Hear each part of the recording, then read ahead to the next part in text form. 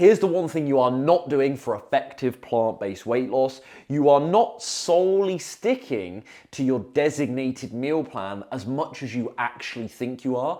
A lot of people think they're more consistent than they are because they forget about the mindless grazing and snacking that they do as they're cooking dinner for their kids. They munch on a couple of things.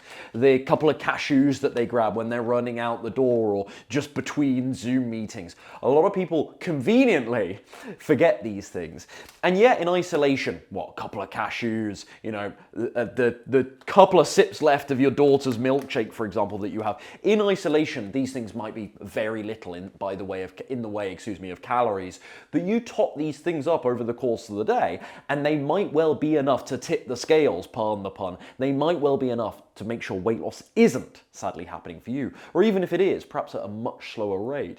A lot of people are totally unaware of the amount they're deviating whilst thinking simultaneously that they're very consistent, of course. So take these cashews, for example, really high. I love cashews, but they are a very high calorie density food, so you can't just eat them really liberally like you might carrots with a little bit of hummus, right? So per 100 grams of cashews here, 583 calories. Per serving, what these Aldi designators are serving here, 30 grams of cashews, which is approximately about 15 cashews, 175 calories. When you think about it, 15 cashews, about a handful, for 175 calories, terrible bang for your buck. If you're looking to gain weight, no problem, terrible bang for your buck. I'm about to have the second of these, I've already had one, of these naked bars as a snack. Now for me, these are perfectly fine, and for many people looking to lose weight, these will be perfectly fine, but these things are conscientious for me. They are built into what I decided I was going to eat today. They're not just a little thing that I can graze on between meals. Now these are, mindlessly I should say, graze on between meals. These are, I can't tell, the text is so tiny.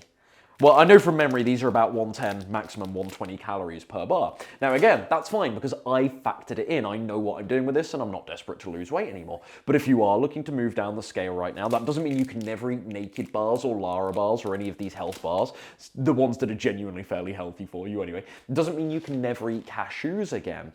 But are you consuming these things mindlessly? Are you jumping into the tub of peanut butter and just grabbing a spoonful between meals, for example, and not really counting it? What about those Starbucks trips? Those fancy soy caramel latte, macchiato, chappiato, whatever they are things. You can tell I'm not a coffee guy. George is grinning behind the camera because he loves his coffee. No offense, George. And you know, 110, 150, 160, 170 calories gone like that with some of those lattes.